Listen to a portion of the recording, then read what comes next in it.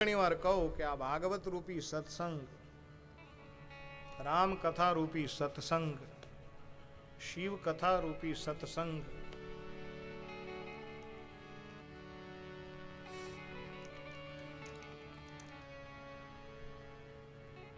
આપણા પૂર્વજોની કૃપા હોય ને તો મળે છે.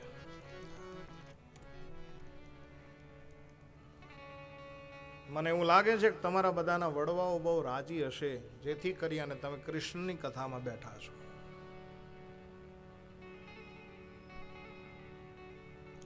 તમે સત્સંગની અંદર બેઠા છો.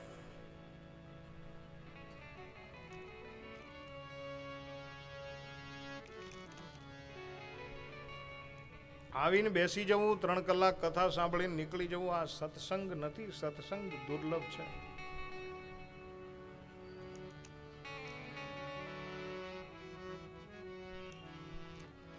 સત્સંગ બહુ સહેલી વસ્તુ નથી. હું વારંવાર મારી કથાઓની અંદર કીધા કરું કે તમે ધારો છો એટલો સત્સંગ સહેલો નથી.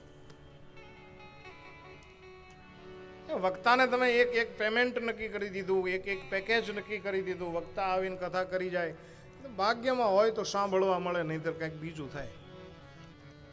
મારી રામકથા એવું કહે છે, અતિ હરિ કૃપા જાહી પર હો, અતિ હરિ કૃપા જાહી પર હો, અતિ હરિ કૃપા જાહી પર હો, અતિ હરિ કૃપા જાહી પર હો,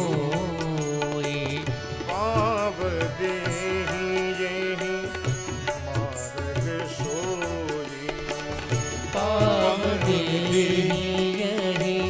માર્ગ સોઈ, પાવ દેહી જેહી માર્ગ સોઈ, પાવ દેહી માર્ગ સોઈ, ગતિ હરિ કૃપા જાહી પર હોઈ, પાવ દેહી જેહી માર્ગ સોઈ, અતિ હરિ કૃપા જાહી પર હોઈ, અતિ હરિ કૃપા જાહી પર હોઈ, પાવ દેહી જેહી માર્ગ સોઈ, પાવ દેહી માર્ગ સોઈ, અતિ હરિ કૃપા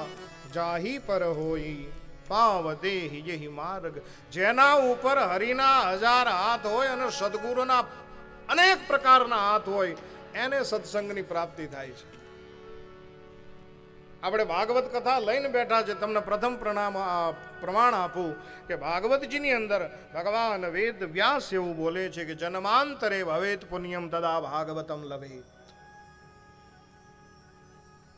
જન્મ જન્મના પુણ્યો એકઠા થયા હોય અને એ જ્યારે ઉજાગર થાય ત્યારે મને તમને ભાગવત કથા કહેવાનો, ભાગવત કથા કરાવવાનો અને ભાગવત કથા શ્રવણ કરવાનો અવસર પ્રાપ્ત થાય છે. બાપ,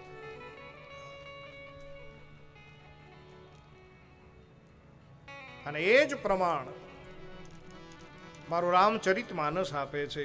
છેક ઉત્તરકાંડની અંદર એક કાગભૂષણજીજી કથા કરે અને ખગનાયક ગરુડ કથા શ્રવણ કરે. અને શ્રવણ કરતા કરતા કાગભૂષણજીજી એવું કહે કે હે ગરુડ, સત્સંગ તો અતિ દુર્લભ છે. બડે ભાગ પાઇબ સત્સંગા. હે ખગનાયક, હે ગરુડ, અનેક જન્મના પુણ્યનો ઉદય થાય ત્યારે મને તમને સત્સંગની પ્રાપ્તિ થાય છે, ભાગવત કથાની પ્રાપ્તિ થાય.